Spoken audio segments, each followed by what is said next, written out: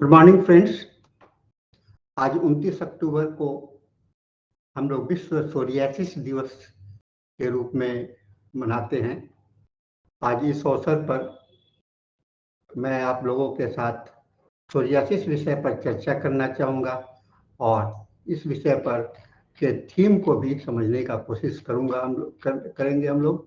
तो विश्व सोरियासिस दिवस जो कि प्रतिवर्ष 29 अक्टूबर को मनाया जाता है और इस वर्ष psoriatic disease and comorbidities understanding the domino effect पर हम लोग अध्ययन करने जा रहे हैं, देखने जा रहे हैं। प्रिय साथियों, आज हम विश्व सोरियासिस दिवस मना रहे हैं। यह दिन केवल त्वचा की बीमारी की चर्चा नहीं बल्कि मानव संवेदना, आस्था और स्वास्थ्य के संतुलन की पुकार है। सोरियासिस के विषय में हम लोग बड़ा डर जाते हैं। सोरियासिस क्या है? सोरियासिस एक क्रॉनिक नॉन इन्फेक्शस है। इसमें कोई इन्फेक्शन नहीं होता है, त्वचा रोग है। इसमें त्वचा की कोशिकाएं अत्यंत गति से बनती है, जिसे त्वचा पर लाल खुजलीदार सफेद पपड़ी प्लेक्स दिखाई पड़ते हैं। यह केवल बाह्य त्वचा की समस्या नहीं बल्कि इम्यून सिस्टम से संतुलन का परिणाम है। और विश्व स्वास्थ्य संगठन के अनुसार विश्व में लगभग 2 से 3% जनसंख्या इस रोग से प्रभावित है। और 2025 के लिए थीम है अंडरस्टैंडिंग द डोमिनो इफेक्ट, यानी कि सोरियासिस केवल त्वचा तक सीमित नहीं है बल्कि इसका असर शरीर पर पूरी प्रणाली पर पड़ता है। एक छोटी सी सूजन, इन्फ्लामेशन की श्रृंखला धीरे धीरे अन्य बीमारियों जैसे हृदय रोग, मधुमेह, जोड़ों का दर्द, सोरियाटिक अर्थराइटिस और मानसिक तनाव को उत्पन्न कर सकती है। यदि हम समय रहते इसे डोमिनो इफेक्ट को समझ लें तो शरीर मन दोनों को संतुलित बनाए रख सकते हैं।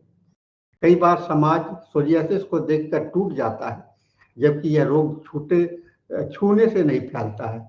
रोगी के लिए यह केवल त्वचा की पीड़ा नहीं बल्कि मानसिक और भावनात्मक संघर्ष भी है। हमें यह संदेश फैलाना है, सोरियासिस शर्म नहीं, एक स्थिति है जिसे संवेदना और समर्थन की जरूरत है। इसके लिए सबसे बड़ा उपचार क्या है? हम अपने जीवन शैली को में हम लोग उपचार करें।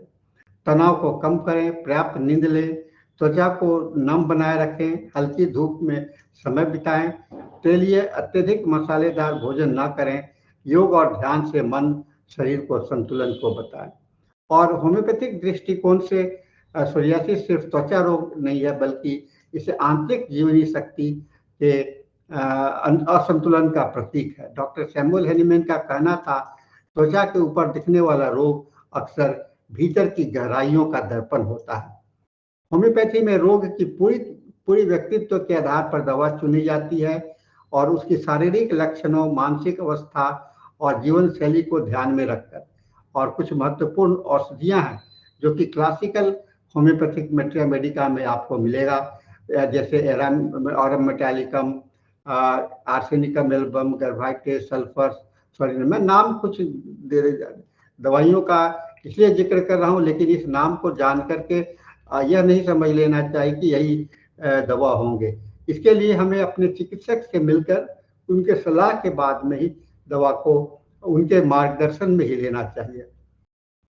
और होम्योपैथिक का उद्देश्य सिर्फ त्वचा को साफ नहीं करना है बल्कि अंदरूनी जीवनी शक्ति को संतुलन करके दीर्घकालिक आरोग्यता लाना है। और सोरियासिस रोगी एक योद्धा है जो शरीर से नहीं बल्कि असहजता और समाज की गलत धारणाओं से लड़ रहा है। होम्योपैथी उस त्वचा के अंदर से स्वस्थ होने की आशा देती है, जहां उपचार सिर्फ दवा से नहीं बल्कि सहानुभूति, समझ और समग्र देखभाल से शुरू होती है। आज 29 अक्टूबर को हम संकल्प लेते हैं कि मैं समझता हूं कि सोरियासिस के साथ जीना साहस है। मैं जागरूकता फैलाऊंगा, सहानुभूति दिखाऊंगा और प्राकृतिक उपचार की दिशा में विश्वास जगाऊंगा। इस संदेश के साथ हम लोग अपने मन में विश्वास पैदा करें, हम लोगों में विश्वास फैलाने का कोशिश करें कि सोरियासिस एक छुआछूत की बीमारी नहीं है बल्कि आंतरिक द्वंद्व का बीमारी है। और इस आंतरिक द्वंद्व को आप ठीक करके ही हम लोग स्वस्थ रह सकते हैं। तो इस मैसेज के साथ में, इस संदेश के साथ मैं आज का यह भाषण समाप्त करता हूं और हम लोग फिर मिलेंगे एक नए सेशन के साथ। तब तक के लिए आप सबों को मेरा मृदुल प्रणाम, मृदुल आशीर्वाद। Thank you very much.